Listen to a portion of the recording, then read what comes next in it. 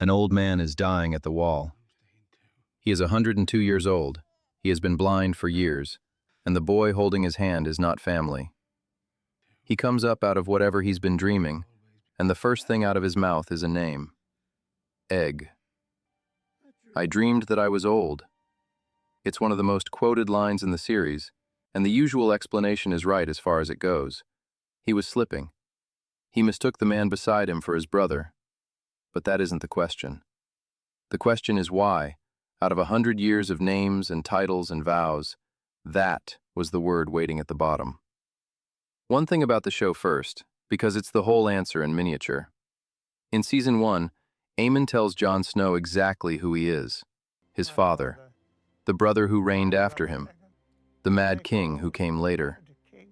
And in that speech he calls his brother Aegon, the king's name, the formal one. Then the show goes 4 seasons without ever using the nickname. Not once. The first time you hear the word egg, an old man is holding somebody else's baby and the baby laughs. Hours later he says it again, and it's the last thing he ever says. 4 seasons of restraint. Then both halves of it in one night. Once for a child's laugh, once for a dying breath. That's not an accident. The distance between Aegon and Egg is the distance between what he was and who he was. So let's walk it backwards. 5 names, in reverse, from the deathbed to the beginning. And I'll tell you now where it ends, because the ending isn't a twist. It's a nursery, 2 boys, and something they used to pretend. Start at the end, because the show hands you the trigger and almost nobody registers it. Shortly before he dies, Gilly brings her baby son in to cheer him up. Aemon holds the child. The boy laughs, and the old man says that laugh belonged to his little brother, one of the first things he can remember. 100 years collapse in a second because an infant laughed in a room. He isn't remembering a king, he's remembering a baby. And then, still half inside that memory, he does one last useful thing. He tells Gilly to get the boy south, before it's too late. His last lucid act on this earth is telling somebody to carry a child somewhere safer. Then he lets go of the present and doesn't come back for it. And when he surfaces, he isn't at the wall. He isn't 102. There's no chain around his neck. He's somewhere much earlier, talking to his little brother, and he's just had a strange dream about being old. Go back a step. For the last 67 years of his life, the name he answered to was Maester, and to the men around him, brother. Furniture with a voice, the blind old man in the corner that a room of hard men would go quiet to hear. And in Season 1 he tells Jon Snow what that cost him. News arrives from the south during Robert's rebellion. His house destroyed, his family killed. And then he asks the question that has no answer. What could he do? An old man at the end of the world, bound by vows sworn 60 years earlier. His family burning, and he sat in a stone room and did nothing, because he had promised he would.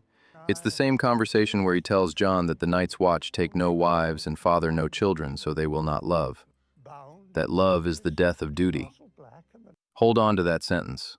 We're coming back for it. And when we do, it will mean the opposite of what he intended. Further back. There's a moment where he could have stopped being any of that. His father dies. Both his older brothers are already dead. The claim runs down a very short line and arrives at a maester in another man's castle, disqualified by his own vows. And the lords look at the alternative and wince. The younger brother had spent his boyhood on the road as a hedge knight's squire, sleeping rough, eating with small folk. Half a peasant, some called him. So they come to Aemon with an offer. Release him from his vows and crown him. He says no. Quietly, without any apparent drama, he hands the Iron Throne to the brother the lords didn't want, and the 4th son of a 4th son becomes King Aegon V. Then he does the part almost nobody talks about. He goes to the wall. Not because he wanted the cold, because a living Targaryen with a better claim than the sitting king is a weapon, and sooner or later somebody picks it up and points it at his brother. So he took himself off the board. He gave away a kingdom. Then he gave away his freedom. Both of them for the same person, a little brother 2 years younger, who nobody had expected to matter either. Further back still, before he could refuse a crown, he had to become something that couldn't hold one.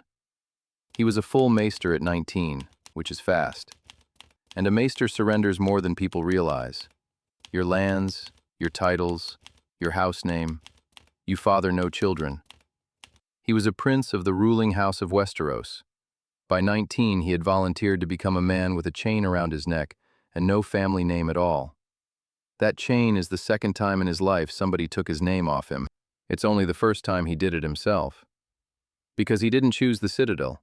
Not at first. He was sent there as a child, 9 or 10 years old, and the reason is one of the coldest things in this story.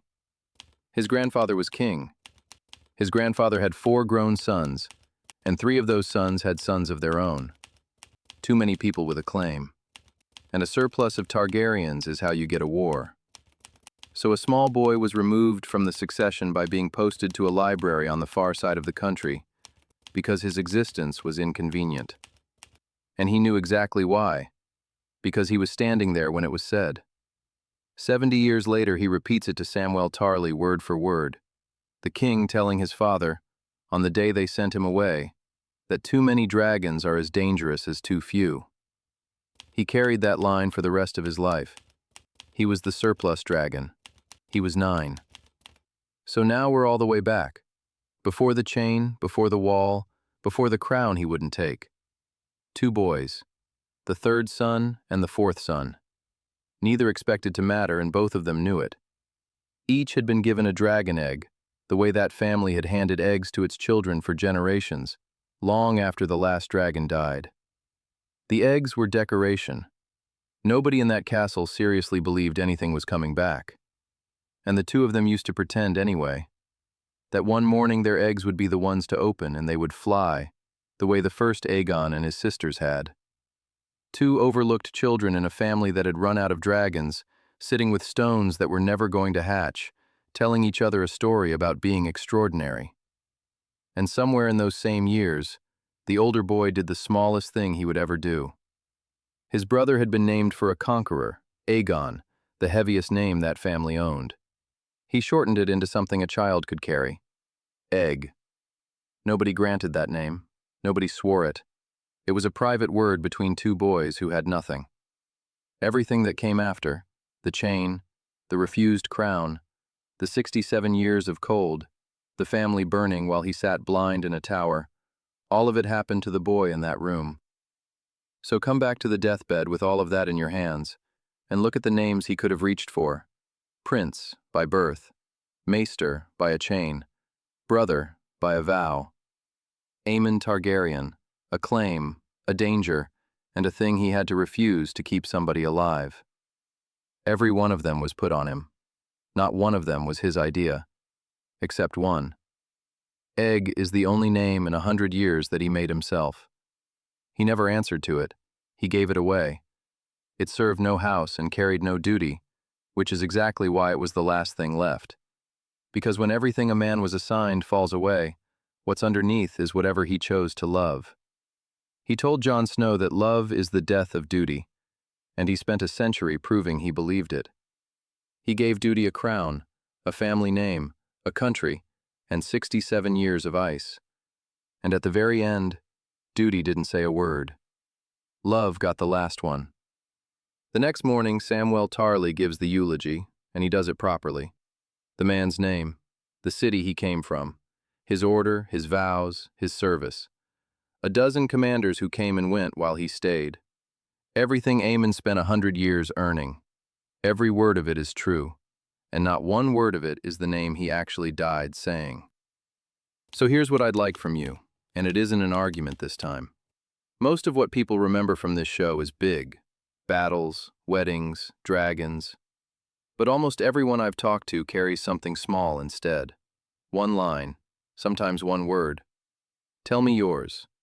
Not the best scene, the one that got you, and why. I'll read all of them, and I suspect the replies you write to each other will be better than anything I could write. And if you want to know what became of the little brother, Egg grew up, and he never stopped believing those eggs would hatch. He was still trying to make it true as a king with gray in his beard. It killed him, and it took a castle called Summerhall with him. That story is the other half of this one. It's where we go next.